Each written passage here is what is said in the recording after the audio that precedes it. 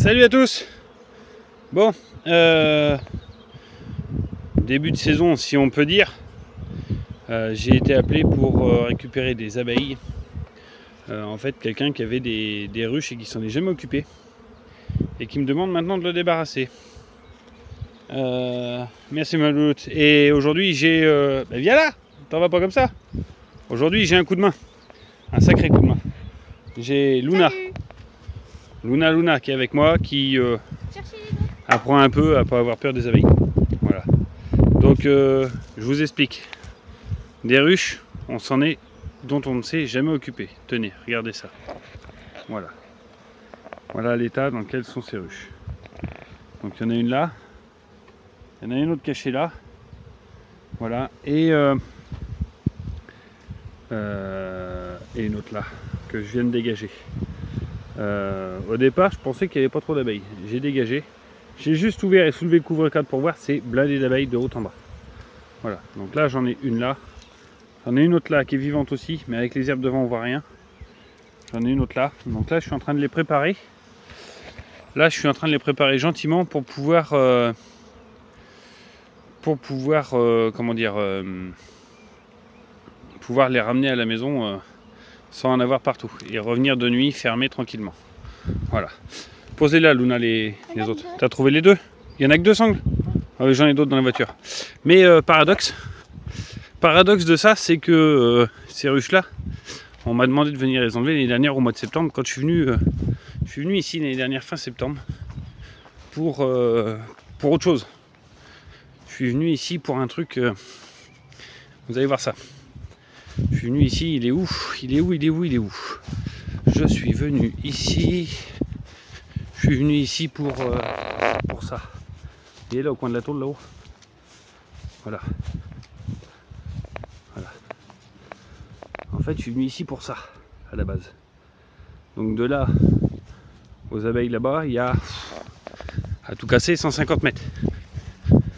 150 mètres entre un nid de frelons asiatique et des abeilles et des ruches qui étaient camouflées. C'est marrant, hein. 150 mètres entre les deux, les trois ruches sont en vie. Comme quoi que quand on dit que le frelon chasse à côté de chez lui, le frelon il chasse pas à côté de chez lui. Le frelon il va chasser loin de chez lui. Voilà. Il passe vraiment inaperçu à côté de chez lui. Là, oui, il y a 150 mètres entre les deux. Et voilà quoi. Les ruches sont en pleine santé. Elle est blindée. La ruche est blindée, la réhausse est pleine. C'est blindé là-dedans. Si je fais pas quelque chose maintenant, je vais les ramener à la maison. Si je fais pas quelque chose rapidement, ça va essemer avant longtemps. C'est tellement plein là-dedans. Donc voilà. Donc je vais regarder ce que ça donne pour les autres. Et puis on va continuer quoi. Allez, je vous reprendrai tout à l'heure. Salut! Bon ben voilà, la deuxième est dégagée. Voilà. Dégagée, je l'ai ouverte. À l'ouverture, grosse surprise. Des fourmis partout. De la teigne partout. Et celle-ci, je pensais franchement qu'elle était vide, elle est toute légère. Je l'ai soulevée pour la prendre de là et la recoller sur les agglos qui sont 15 cm d'à côté de son emplacement. Décaler pour que puisse revenir à la ruche. On sait très bien que si on les décale de quelques mètres, donc voilà, grosse surprise. Du coup, j'ouvre quand j'ai vu ce qu'il y avait sous le chapeau, que de la teigne partout. J'ai dit oh là là, c'est le bordel. Je l'ouvre et en l'ouvrant, grosse surprise, des abeilles qui baladent du pollen. Là, ça appelle à re-rentrer. J'ai d'ici à ici, du cadre 2 au cadre 6-7 à peu près. Du coup, t'es pas obligé de m'en fumer, Luna. Arrête. Ça pique les yeux. Voilà, donc du cadre 2 au cadre 7, elles ont rebâti la cire qui avait été bouffée par la teigne qui était tombée. Donc elles ont dû la dégager, j'en sais rien. Les cadres, ils sont tous, les cadres de la réhausse sont tout vides, il n'y a plus de cire, il n'y a plus rien dedans. Là, dans la ruche, c'est pareil, les cadres, il n'y a quasiment plus de cire nulle part. Sauf sur certains, mais bon, elles m'ont fait un boulot, c'est tout dans tous les sens. De toute façon, la ruche est pourrie, regardez. J'ai voulu l'attraper par la base en vol. Pour la décoller, j'ai arraché la base en vol et la moitié du pied. Donc, voilà. Donc là, celle-ci, elle est prête à être récupérée avec la première. Et là, maintenant, on va essayer de récupérer celle-ci aussi. Le lierre est monté dedans, c'est blindé de fourmis, donc je suppose que ça va être le même merdier.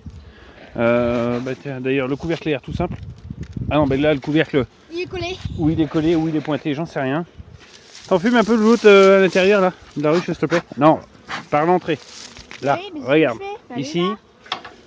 Voilà. Mais approche-toi, ils vont pas te manger. Parce que là, si tu... Ouais, bon allez, laisse-moi faire, je vais le faire. Bon, je vais le c'est faire. bon. Allez, pousse-toi, s'il te plaît. Voilà, donc là, je vais bien les enfumer, parce que c'est des abeilles que je ne connais pas. Et que je ne voudrais pas me faire bouffer, quand même. Ça serait gentil. Hein, donc on enfume bien. Voilà, on va essayer maintenant de dégager le couvercle et de voir ce que ça donne. Donc je vais tenter de le faire avec vous. Tiens, Balou, tu vas prendre le téléphone, tu vas filmer, tu peux poser, donne-moi l'enfumoir. Voilà, on va poser sur celle-ci.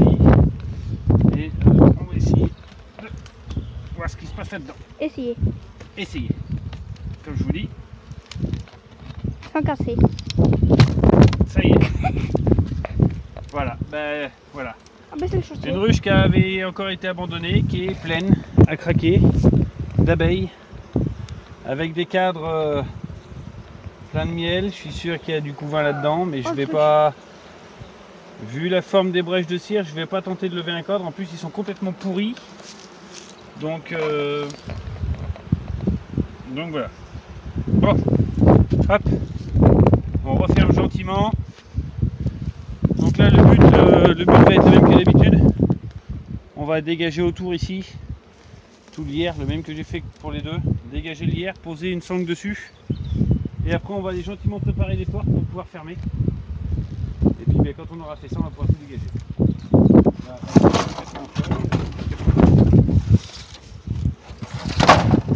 voilà, donc on va dégager le lierre pour trouver le pied de la ruche. Voilà. Donc, bien sûr, le lierre il a pris partout dans la ruche, donc là je m'embête pas, je tire pas dessus pour pas arracher le bois. Je coupe. Je coupe parce que vous voyez, le lierre il a bien pris.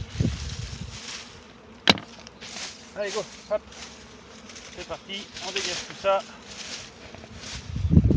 Voilà. Là elles vont revivre un peu, elles vont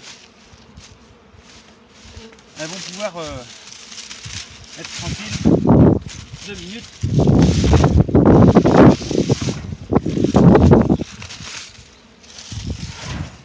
Voilà. Là on commence à y voir plus clair.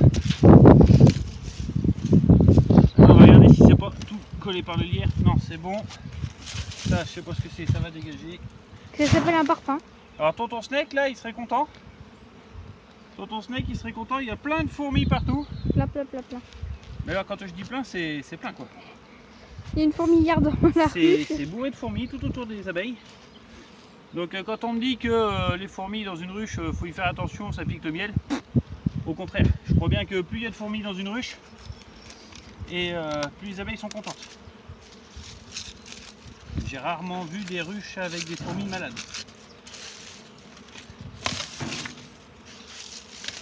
Hop.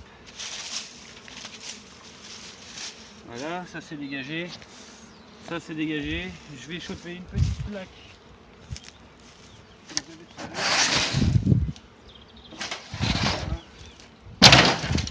Là, je sais pas ce que c'est comme plaque, mais c'est pas grave, ça va m'aider.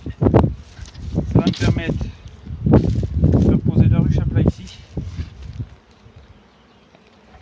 Juste... Ah bah c'est bien, à la dépouiller, c'est déjà ça. C'est déjà ça, oui, comme tu dis. Voilà. On va dégager tranquillement.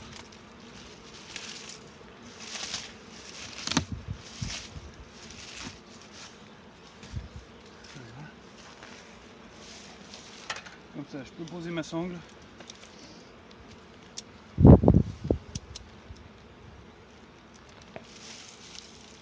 Hop.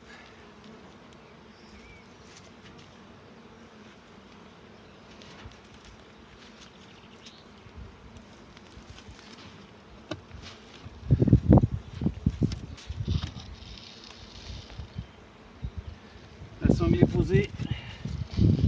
dessous, je vais pouvoir ressangler comme il faut, comme ça, je serai tranquille.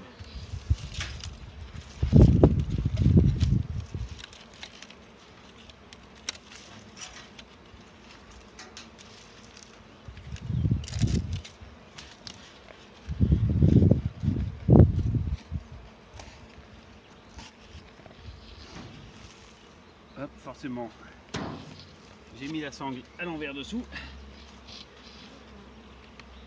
Ça, je pourrais en être sûr.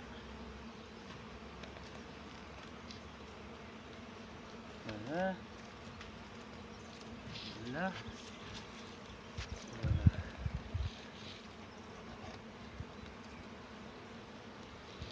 Là.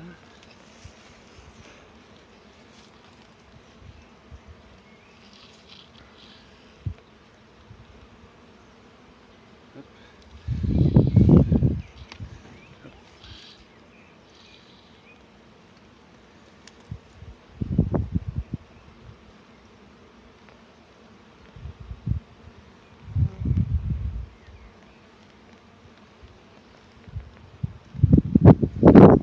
Et vous voyez, elles ont bien compris que je leur voulais pas de mal parce que je sens le courant d'air qui passe au-dessus des chaussures et j'ai pas une seule abeille qui vient y picoter. T'as les chevilles à l'air. Enfin, pas pour le moment. Ouais, comme dit ma fille, j'ai les chevilles à l'air. J'ai les chevilles à l'air et j'ai rien qui picote. Donc voilà. Pour le moment.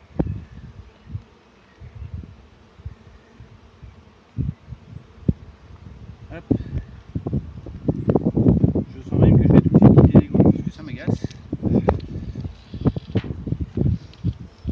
Là, zou. Pousse-toi, Maya, là. Que je t'embête pas.